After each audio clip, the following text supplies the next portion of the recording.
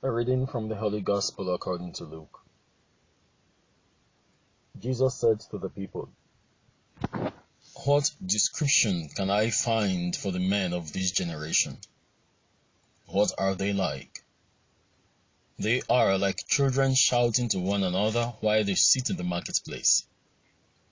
We played the pipes for you and you wouldn't dance. We sang dirges and you wouldn't cry.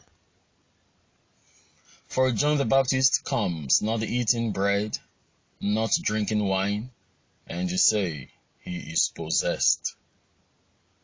The Son of Man comes eating and drinking, and you say, look, a glutton and a drunkard, a friend of tax collectors and sinners.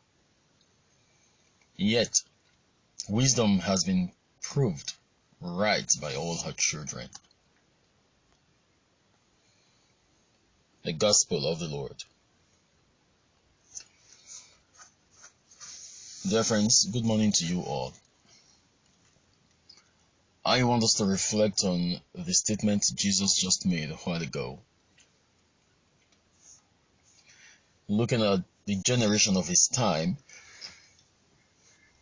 he made this kind of complaint, and I wonder what complaint he will make in our current generation of utter cluelessness. It would seem as if that every one of us only have the goal of survival for just the simple individual called me, I. But I don't know where that's going to take us to. Let's assume we all start stealing. Let's assume we all start killing. Let's assume we all start lying. Let's assume we all start cheating.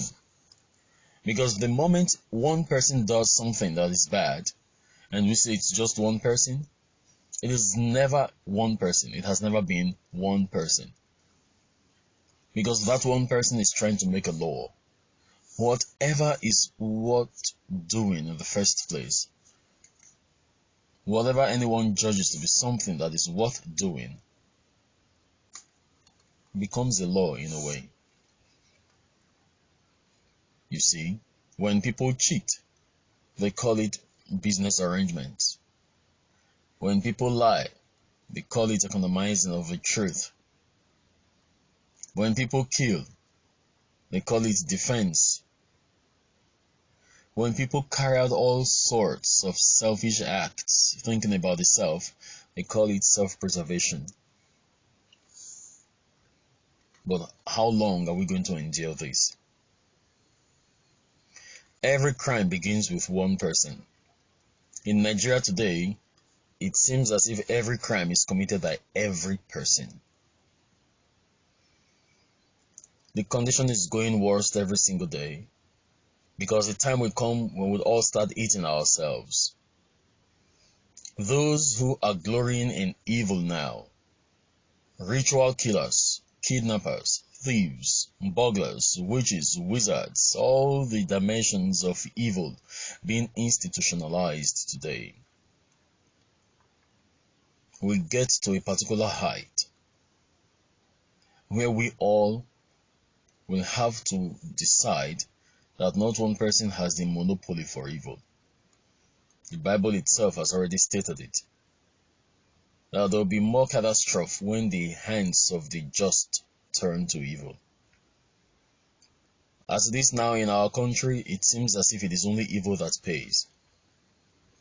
You go just to every corner, you see bars. Even churches themselves have decided that they need to be evil because evil pays. So while the regions of darkness are oppressing people, the churches are also oppressing people.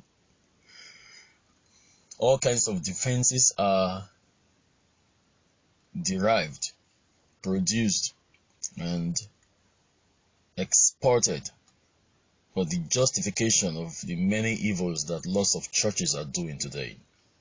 And they crown all the criticism with "thou shalt not judge." People don't seem to know they are left from right. Everyone seems to be endorsing just the materialistic vision of those people who are involved in so much crime to be able to have money. Churches today do not respect and reverence the true pious people, the humble, individual, faithful people. They are seen as the fools.